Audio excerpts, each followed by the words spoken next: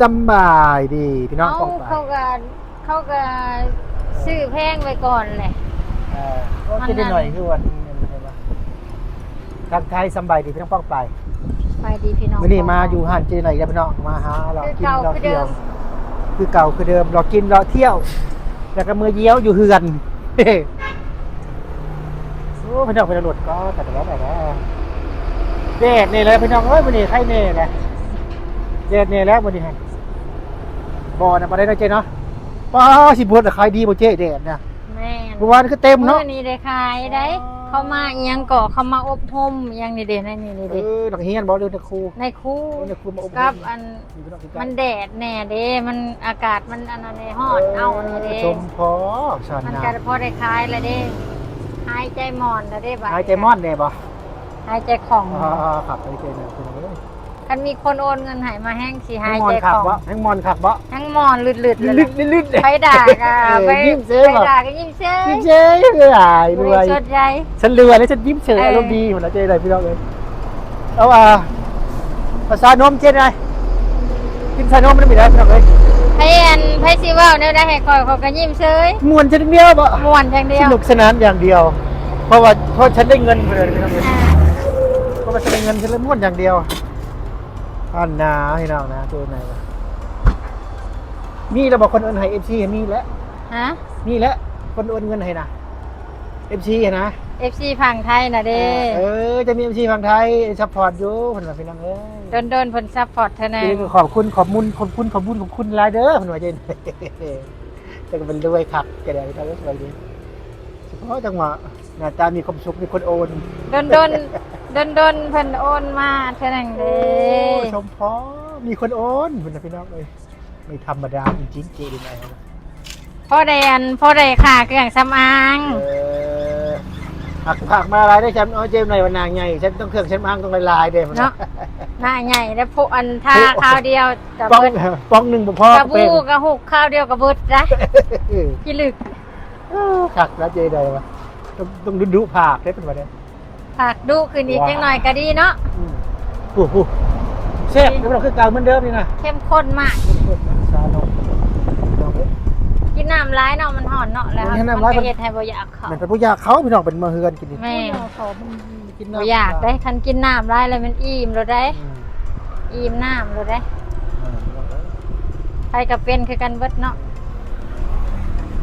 มันห่อแหนมันพี่น้องเป็นพอเดะ แม่นเริ่มห่อนแล้วพี่น้อง จะได้หน่อยว่าขายเครื่องกระดี แม่ค้าก็เริ่มหายใจคล่องในละเด้แม่ค้าก็ได้ จะได้หน่อยว่าได้ยาวทำไมจะรวยอย่างนี้รวยเหมือนเดิมเห็นไหมพี่น้องเลย FC เพิ่นก็สิโล่งใจแล้วบ่ได้เพิ่นบ่ได้ส่งปานใดได้บัดแดดออก โอ้ธรรมดาไม่ธรรมดาเลยพี่น้อง กันแดดออกข่อยก็บ่ได้อันนั้นเพิ่นปานใดเพิ่นบ่ได้ ไม่รบกวน ส่ง เนาะ บ่ได้รบกวน ไม่รบกวนปานใด เพิ่นปานใดนะ กันแดดออกแดดบ่ออกรบกวนนิดนึง คันยามฝนแหละก็อยากรบกวนเพิ่นหน่อยนึง ขอดูขอดู แต่ว่าแ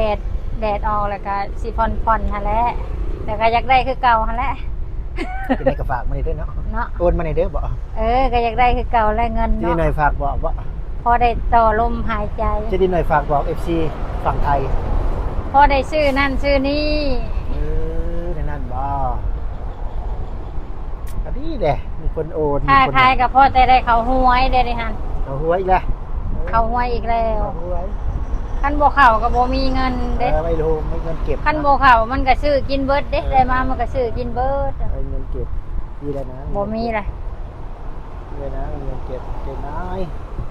เจนิส คำเคิมนี่คือสิโฮมบ่ได้เลยล่ะขึ้นหน้าเต็กเลย เนาะ เนาะ เรียบบ่ ปีนี้อันหาฮูนก็ยังบ่ได้หาเงินยากๆขึ้นทุกมื้อได้เดี๋ยวนี้ได้สิบ่ได้หนีไปอยู่ไทยเด้อบ่ สิไปอยู่ไทยบ่ดินี่ เนาะ เคยอยู่ไทยอยู่บ่ล่ะเคยบ่ ก็เคยไปหั่นแหละ เคยอยู่ไทยอยู่เนาะแสดงว่าเจหน่อยก็เคยไปฝั่งไทย อืม เราให้ไปฟังในพักในบ่าประสบการณ์ไปเฮ็ดเวียกฝั่งไทย ก็ดีอยู่สมัยพูดไปแต่สมัยตะกี้ ตะกี้เราให้ ก็ ฟัง เงินดีงานดีเงินดีอยู่ เออ บัดพอมาพ่อโควิดน้ำท่วมนี่ก็ คล้ายๆกันกับลาวเลยนี่แหละไทยก็ได้ แต่ว่าอาจจะดีกว่าลาวหลายกว่าลาวอยู่ รายได้รายบอกไปตอนไป อืม ไปทำงานอยู่แถวไหนไป ไปปทุมธานีจังหวัดปทุมธานี จังหวัดปทุมธานีไปทำงานอะไร ไปเป็นเด็กเสิร์ฟ เป็นเด็กเสิร์ฟนะพี่น้องนะเห็นไหมเจนิสนายไปเป็นเด็กเสิร์ฟอยู่ที่จังหวัดปทุมธานีประเทศไทยนะจังได้กะเงินดีเป็นว่าตอนนั้นช่วงนั้นพี่น้อง แม่นเงิน ช่วง ดี ช่วงนี้ได้ไปได้อยู่แล้วมีเงินเก็บแน่ระบอเลยจังกลับมาหรือ บ่ ว่าได้บ่มีระบากบ่เลยจังกลับมาอยู่บ่ได้บ่ มันพอโรคระบาดหลาย ช่วงไหนเนาะช่วงโควิดนะบ่ แม่น เป็นกลับมาช่วงโควิดนะพี่น้อง แปลว่าชีวิตนะสิเป็นประมาณนี้นะแบบเริ่มหาเงินได้แหละเริ่มหาเงินได้แน่แหละแบบ มีโลดแนวเข้ามาน่ะ โอ้ แต่ก็บ่มีเงินเก็บจักเทื่อ แต่ก็บ่มี แต่ เก็บเนาะ ก็เอาเงินที่เฮาโฮมไว้ช่วงที่เฮาหาได้มาใช้บัดนี้ช่วง เออ ใช้ช่วงเศรษฐกิจบ่ดีอะช่วงโควิดระบาดอิหยังหั้นนะ โอ้ ช่วงน้ำท่วมช่วงโควิด มันก็สิเป็นประมาณนี้ เนาะประมาณนั้น สิได้แหละคล้ายๆพวกเฮ็ดธุรกิจน่ะนะ อ่า ล่มเหลวตลอดหั้นนะ เดี๋ยวเป็นอะไรอีกบัดนี้ แล้วก็ฟื้นโตแบบคล้ายๆว่าสร้างตัวเองขึ้นมาใหม่ตลอดหั้นนะแปลว่าเริ่มจากกระโบศูนย์ดอกก็มีแน่เริ่มจากน้อยๆขึ้นมาตลอดหั้นนะแบบ และสาเหตุบัดนี้สิกลับมาอยู่ลาวนี่มีสาเหตุใด โรคระบาดญาติ แล้วกลับมาเนาะตอนเป็น แม่ โควิดเนี่ยเนาะ แม่ แล้วมาตั้งต้นตั้งโตแล้วมาขายเครื่องอยู่ท้ายอยู่ลาวแล้วเฮาเป็นบ่ มาเริ่มต้นใหม่อยู่ลาวอีกบาทมาสร้างโตใหม่อยู่ลาวอีกเริ่มต้นใหม่อยู่ตลอด ถ้ามีโอกาสนี่อยากกลับไปอีกบ่ ก็อยากกลับและอยากกลับอยู่ได้ เอ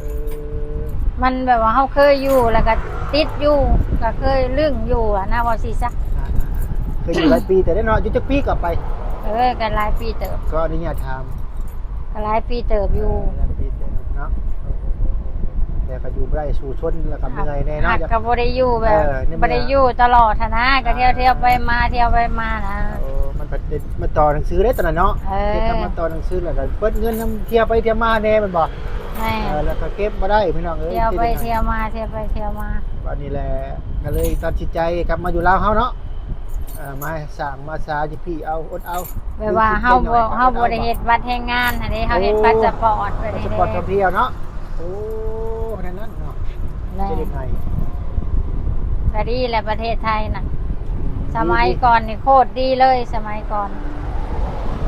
เงินดี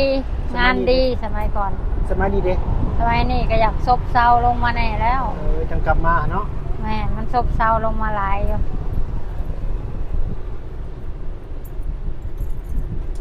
โอ้กันเป็นคือสมัยตะกี้ก็บ่อยากมาแล้ว เออ หาเงินได้คือสมัยตะกี้นะก็กลับไปใหม่เลยแหละ แต่ว่าช่วงนี้จะได้หน่อยก็ตัดสินใจกลับมาลาวแล้วทุกคนเพื่อมาหาเงินอยู่พี่เป็นว่าตั้งต้นตั้งโต มาเบิ่งมาลองอยู่ลาวเบิ่งเหมือนนะ นั่นเนาะ เอ โอ้ อ โธ่สู้ๆได้หน่อยสู้ๆเป็นกำลังใจให้ได้ทุกคนมาอยู่พี่นะมาดูคนเราถึงมาสิมาอยู่พี่กับบ้านเฮานะมีหาหน่อยฮะก็ใส่หน่อยมีได้ก็ใส่หน่อย บ้านเฮากะซ้ำบ้านเฮา บ้านเฮานี่แหละ นี่ละนะ เออ เพลงอะเด้ คือมันว่าอะไรใจหน่อยมีร้ายก็หาได้ร้ายก็ใส่น้อยหาน้อยก็ใส่น้อย เออ มันจะประหยัดได้หน่อยหาร้ายสลายวันนี้เนาะหาร้ายก็เขาได้น้อยมาเก็บโลมนะทุกคนหาร้ายก็ได้ร้ายก็ใส่น้อยกันเก่า โอ้เรื่องเก็บเงินเก็บคำเนี่ยเขาว่าค่อยกับผู้หนึ่งเลย ปัจจุบันนี้เก็บเงินได้เท่าไรเนี่ยเลยสามารถบอกได้บ่ เก็บเงินบ่ได้2,000 บาท โอ้เจ้ามึงได้ไรโอ้ได้ไรได้ไร เงินในบัญชี ยังได้ไรก็ขอยใช่เนาะ เงินในบัญชี ยังได้ไรก็ขอยว่ะได้เหรอได้กัน สแกมเมอร์บ่กล้าบ่อยากกล้านั่นเนาะ สเกมเมอร์จนอีต้นบ่ อีต้นสแกมเมอร์ เห็นมัน ว่ะ สิเงินในบัญชีจะหน่อยก็อย่าเลย แม่น เป็นบ้า วังใดนี่แห้งเรือเท่าไร70,000วังใดนี่ มอ100 กว่าบาทเนาะ100 บาทเนาะได้เรือ100 กว่าบาท100 บาท พอเรือร้อยเดียวในบัญชี น่าสงสารจะได้หน่อยจังเลย น่าสงสารมากเลยอ่ะ FC ท่านไหนที่ว่ามีอันนี้คิดน้ำใจอยากฝากมาช่วยเหลือจะได้หน่อยก็คอมเมนต์ไปได้ทุกคนเด้อ จะได้หน่อยว่ายินดีแล้วก็ขอบคุณมากๆเลยรถมาพี่น้องมาแต่บางไทยดีเพิ่นนี่พี่น้องโอ้หลายเนาะช่วงนี้เป็นช่วงรถบรรทุกเที่ยวได้พี่น้องมันมีส่งติดเวลาได้ลาวก็ได้พี่น้องเอ้ยอยู่ประเทศลาวก็มีติดเวลาอยู่แบบอยู่เมืองไทยช่วงนี้เพิ่นว่าบ่ช่วงนี้เป็นเวลาเพิ่นให้เที่ยวนี่เที่ยวได้รถมาเต็มแม่นบ่ติดเวลาไปรถบรรทุกมาให้เข้าเมืองสินะพี่น้องนี่ๆมาแล้วพี่น้องฝั่งลาวก็มีติดเวลาเหมือนฝั่งไทยเลยนะนี่ครับพี่น้องรถมาแล้วบ่อคำรถนี่รถขนเคมีมาจากไทยนี่คนไปบ่อคำบ่อทองอยู่เลยฝั่งลาวพี่น้องเมืองเซโปนขอให้สอนในเขตประเทศลาวทำอะไร อยู่ลาวกับทรัพยากรหลายได้พี่น้อง เป็นก้อนหลายได้ ทรัพยากร เจดินหน่อยนะสู้ๆเป็นกำลังใจให้เจดินหน่อยคือเก่าคือเดิมนะครับเอาสำหรับคลิปนี้ก็จะจบสำนีพี่น้องเอากระชีมาคลิปหน้าด้วยทุกคนคลิปหน้าชิมมาทำเจดินหน่อยว่าไปดูไทยหลายปีมีแฟนคนไทยบ่เราสัมภาษณ์เป็นวันนั้นคลิปที่มันเจ้าหน้าที่เขาพูดแล้วมันเป็นเคยไปไทยถ้าพูดเท่านั้นแหละแต่ว่าเอฟซีก็ไม่เคยพูดในคลิปนี้เอฟซีน่าจะพูดนะพี่น้องนะสำหรับคลิปหน้าอยากพูดว่าเจดินหน่อยมีแฟนเป็นคนไทยบ่ต้องติดตามชมทุกคนนะคลิปนี้กับชิซัมนี่กับพี่น้องพบกันใหม่คลิปหน้าพี่น้องบ๊ายบายสวัสดีเจ๊